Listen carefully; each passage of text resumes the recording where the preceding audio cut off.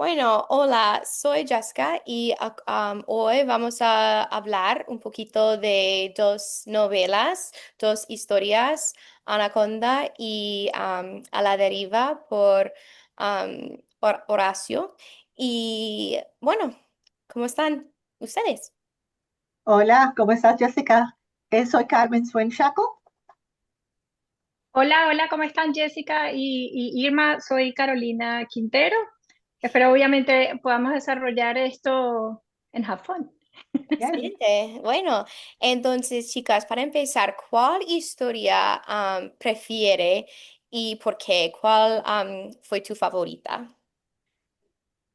Para mí, a mí me gustaron las dos, le voy a ser sincera, me gustaron las dos porque me gusta la visión de Quiroga de restaurar el equilibrio natural. Así que ambas son muy parecidas, tienen que ver, ¿verdad?, con la naturaleza, el hombre, el antropocentrismo, toda aquella cosa. Pero me parece que si me das a escoger, a la deriva me gustó más porque era más, para mí, más fácil de entender, con mucha información, más divertida. Estoy de Así acuerdo. que sí, me gustó más a la deriva. Ya, definitivamente yo coincido con que no podría quedarme solamente con una. Pienso que las dos se necesitan mutuamente definitiva. En la deriva vas a ver obviamente, a un ser humano enfrentándose a la naturaleza y dándote cuenta, obviamente, de lo frágil que podemos ser cuando nos salimos de nuestro entorno. Pero en Ujú, Anaconda, obviamente, cambias el foco y se lo pones del lado a las serpientes. Es ujú. decir, estas que están obviamente luchando por defender su espacio, defender su entorno. Y entonces, así como Quiroga te va recordando que la selva obviamente no es un lugar donde podemos morir, sino también el hogar de otras vidas que obviamente merecen respeto. Para mí, las dos historias se complementan. Juntas nos hacen pensar mucho mejor en la relación con la naturaleza, Bueno, definitivamente. estoy de acuerdo también. Me gustó mucho la relación entre la naturaleza y el medio ambiente.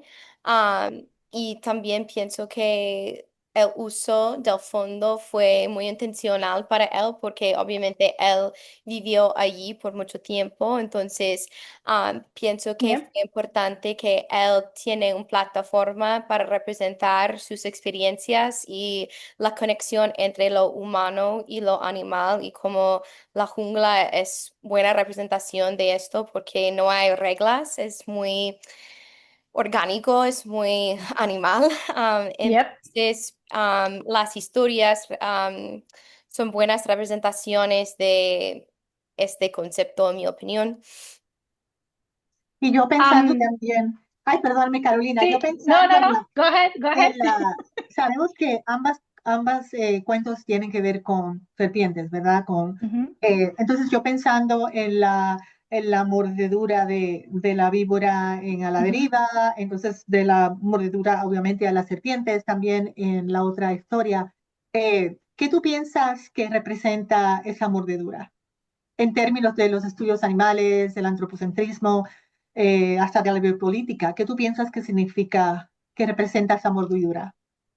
Para mí, comienzo. ¿O la de usted? Bueno, Carolina, Ah, tienes... No, ya. comienza. Okay. It's fine. La mordedura de la serpiente definitivamente en A la deriva simboliza la frontera infranqueable. Es decir, este lado que obviamente es el ser humano y el mundo salvaje. Es un acto obviamente natural, sin ninguna intención de maldad, pero obviamente es letal para quien obviamente no respeta el orden de la selva. También obviamente representa el precio de la imprudencia o de la falta de seguridad del hombre frente a un entorno que obviamente no controla. En términos más amplios, la mordida se convierte en un recordatorio de la vulnerabilidad humana y obviamente del lugar subordinado que tenemos ante la fuerza de la naturaleza. Es decir, las serpientes en este caso, bien sea también en la deriva o también en Anaconda, porque hay varios puntos, hay varios escenarios y varios actos específicos donde obviamente las serpientes, no voy a hablar de atacar, sino que obviamente instintivamente o porque es su manera de controlar y de asegurar su entorno, muerden. Entonces, en el caso obviamente de a la deriva, es porque pues, el ser humano, en este caso Paulino, llamémoslo por su nombre, la pisó y pues la culebra, pues la serpiente lo mordió. Y en el caso de Anaconda, obviamente en estos puntos específicos, que obviamente las serpientes también mordieron caballos, mordieron perros, y hasta entre sí se mordían. Es decir, es una naturaleza. Esa es la parte intrínseca de ellas como ser vivo, pues morder, definitivamente. Ujú. Carmen, ¿qué piensas tú sobre este concepto que abordas tú? Lo de la mordedura. Para Sí. mí, yo veo la mordedura un, un evento limítrofe, algo que pasa que interrumpe, es como yo la veo. Porque recuerda que la intención de Quiroga era, pues, dejar saber al ser humano, tú no eres el centro, Yep, tienes que compartir, ¿verdad? yep, Tu espacio con la naturaleza, con los animales, tú eres parte de la naturaleza, tú eres parte del medio ambiente. Y a mí me parece que eso de la mordedura es para recordarle al hombre, para, ahora te tengo con dolor, con miedo, estás que no puedes controlar, ¿verdad? En este caso, el veneno, no puedes controlar lo que le está pasando a tu cuerpo. Entonces le quita como esa soberanía, ese control al humano. totalmente, Sí, Lo veo totalmente de así en la acuerdo. deriva. En Yep. la deriva definitivamente lo veo de esa forma. también, ¿Y, qué tú, perdóname. y Jessica, qué tú piensas? Pues para mí, en mi opinión, pienso que la mordedura es como un espejo am, para dos cosas, para el hombre y para la serpiente, porque los dos van a morir. Uno de la acción de la mordedera en sí mismo, pero por otro lado, porque el hombre en la deriva cortó a la serpiente. Ajá, Sí. Entonces, en Anaconda hay obviamente muchas mordeduras entre muchos animales, pero Ujú. por el final las serpientes también sufren. ajá. No Yep. hay un ganador, no hay un vencedor entre nadie. Sí, Entonces, claro. sí. Ajá, perdóname. No, no, es solamente una representación de la única certeza para todas personas, todas cosas, o todos seres vivos que nosotros vamos a morir todos un Ujú. día. Sí, igual que los animales, Sí, toda la naturaleza, todo, sí, tenemos todo eso en común. sí, Ahora, Vivimos y muchachas, morimos. perdonen que obviamente las interrumpa con esto, pero me parece como súper prudente que obviamente cuele esta pregunta aquí o esta interrogante para obviamente desarrollar esta parte importante en las dos obras, ¿no? Que es por qué creen que Quiroga escogió la selva y realmente qué es lo que representa dentro de las dos obras, ¿no? ujú, Esto me puso, ahora que tú haces esa pregunta, aquí yo tengo una cita del artículo de Nicole Bonino, yes, Ujú, más allá del conflicto de equilibrios ecológicos en la deriva de Horacio Quiroga, ¿verdad? ujú. Donde ella dice, donde ella dice, en la selva en la cual se desarrollan las dinámicas representadas en el cuento, es un escenario narrativo, pero a la vez real que ejemplifica como un microcosmo, ujú. Yep. las relaciones entre la vida y la muerte que animan la existencia de los seres vivientes. Así que la selva, pues la selva es como una representación de realmente de nuestro espacio, seamos humanos o no. Así que Sí, me parece que él escoge la selva, es muy, muy Sí, interesante cómo él escoge la selva. sí, hay una cita que es muy interesante que dice, el medio ambiente empieza a funcionar de modos cada vez más explícitos como agente político, colocándose en el mismo nivel del ser humano con el cual comparte etapas biológicas, afectivas y exigencias vitales. Es como una representación de la vida humana, pero por otro lado, con menos control. Sí, y sí, como un espacio definitivamente. como un espacio poshumano también, en donde yo lo veo como que ya no se piensa al ser humano como el centro, donde ahora el ser humano, esa frontera entre el humano y lo animal se pone muy borrosa, que es lo que aprendimos en la semana primera de Derrida, de lo de limitrofía, Ujú. eh, donde la selva para mí eso es un lugar donde esa frontera se, se pone borrosa, en otras palabras. Sí, Y sí, sí, Carolina, ¿qué te Quiroga. parece? Sí, Quiroga conocía profundamente la selva misionera, ¿no? Como lo mencionó Jesse al principio, ¿no? Entonces, aquí obviamente vivió muchísimos años. Para él, la selva obviamente representa un espacio soberano autónomo, con Ujú. sus leyes propias, que no se someten a la voluntad del hombre. Entonces, escoger la selva como escenario le permite mostrar la lucha cruda por la vida, pero obviamente también pone al ser humano en su lugar, un ser Ujú, vulnerable, limitado, que solo puede sobrevivir si obviamente respeta este equilibrio natural. La selva entonces es al mismo tiempo amenaza y refugio, es ujú, belleza y muerte, y es obviamente esa ambivalencia la que la hace tan poderosa en la narrativa de Quiroga. Ujú. Hay un parte del artículo de Bonino, ¿no? Obviamente cita donde se reconoce que hay una dimensión vertical, obviamente representada Ujú. por árboles, entendámoslo Sí. gráficamente, porque ujú, literal es, representada por los árboles, el cielo, las Mm. aves, una horizontal que obviamente es el río y el Ya. camino de Paulino a través de la selva en búsqueda obviamente de ayuda, ¿no? Cuando obviamente ya es picado por la serpiente. Y sí, finalmente otra profunda, que esta es la que más obviamente me impactó, porque es así, es la profundidad, es el fondo de la selva. Entonces, Sí. en este artículo, Bonino usa esta cita, obviamente, para construir la alegoría del espacio natural, obviamente como un todo complejo y a la misma vez autónoma. Entonces, obviamente, describe toda, obviamente, esta dimensión de lo que representa este hermoso cuento, y donde obviamente cada quien cumple un rol y es a la misma vez también un ciclo. Ujú. Entonces, el entorno de la selva, el escenario de la selva, precisamente es eso, ¿no? Es ver como buscar una ambivalencia de lo que representa para las dos obras, ¿no? Pues vas a encontrar belleza, pero también vas a encontrar la muerte.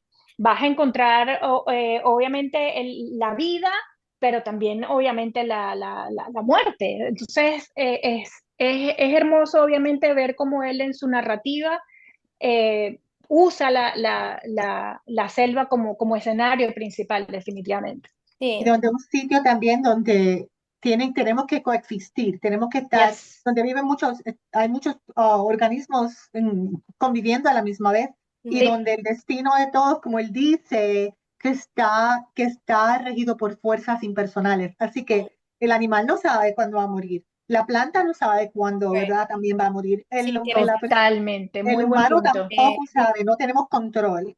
Sí, razón. muy, muy buen punto. Sí. Y no he escrito esta pregunta antes y nunca consideramos esta pregunta, pero acabo de darme cuenta una idea interesante con la cita que usaste, Carolina, de Bonino Ujú. sobre las dimensiones y el uso del tiempo en a la deriva como el vertical, horizontal, como esto. ¿Cómo Ujú. podemos aplicar esta forma de pensamiento a Anaconda en sus opiniones? No estoy completamente segura, pero pienso que hay una manera en que podemos, am, no sé, comparar el espacio y el fondo y el vertical y horizontal con el libro de Anaconda. ¿Qué piensa? Yo pienso que es el mismo principio, ¿no? Es básicamente el mismo principio porque funge obviamente todo, pero al contrario. Es decir, este personaje que ahora antes era víctima, ahora es el protagonista Ya. y Ujú. es un héroe, ¿no? Y Mm. entonces este que era obviamente antes el héroe, ahora se personifica. Y Ujú. de hecho, entonces lo encantador de esta obra de Anaconda, y de verdad un muy buen punto ahí, Jess, porque obviamente traspolar esta comparación Ujú. Obviamente aquí se superhumaniza, o sea, a Yeah. un punto exagerado a las culebras y es Ujú. súper interesante de hecho ver los diálogos que pueden tener entre sí, entre los diferentes tipos de culebras. Bueno, la cascabel le dice a la yararacucú, creo que se llama, bueno, la cazadora y la boa y la Yeah. cobra y todas en Como conjunto, una pues, o sea, sociedad como entera. una sociedad. Yes. Súper interesante. Son Sí. estrategas, son políticas, Ujú. forman grupos, tienen una Son sociedad. hermanas. Así, sí, Sí, pero ponte a pensar, esto es exactamente lo que pasa en la sí. política, Ujú. ¿verdad? Yes. En el Congreso, en lo que hacemos todos los días, lo que está Bueno, hay que pasando aquí. defendernos, vamos a organizarnos, hay que formar, a unir fuerzas, hay Sí, que, nos están molestando, mira, nos quieren utilizar nuestro propio suero para el beneficio de ellos. Esta es sí, nuestra defensa. sí, Entonces, pero y la quieren utilizar como, obviamente, como un antiofídico para ellos mismos. Entonces, a claro, nosotros, ¿quién nos protege?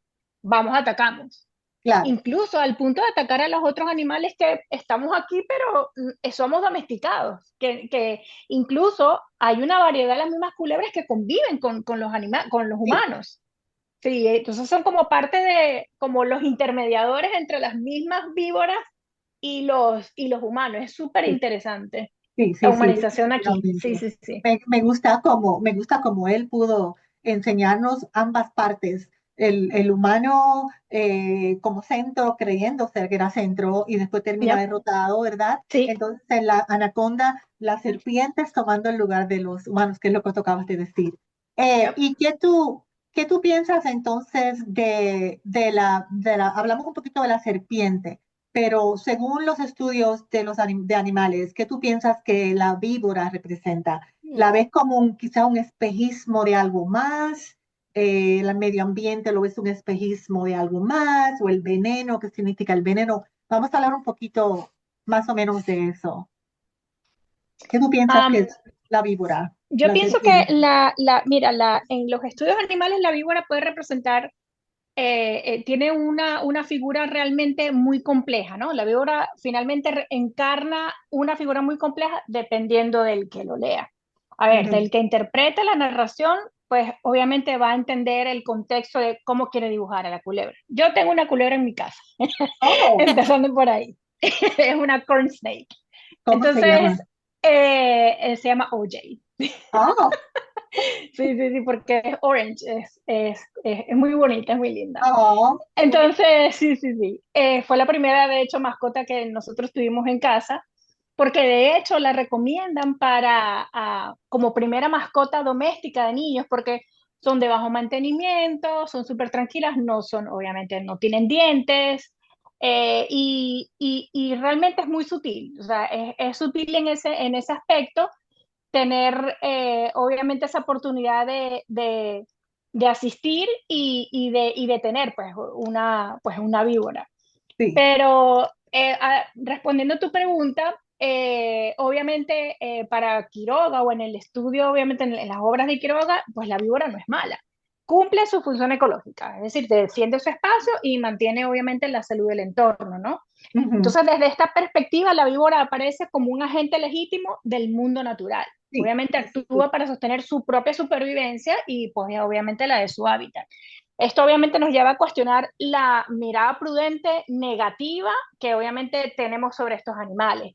Ujú. Entonces, por ejemplo, puede para otras sociedades o en otras culturas, incluso en la misma medicina, el símbolo caduceo obviamente incluye a la culebra con un bastón. Y Bueno, esto obviamente significa salud, significa naturaleza, ujú.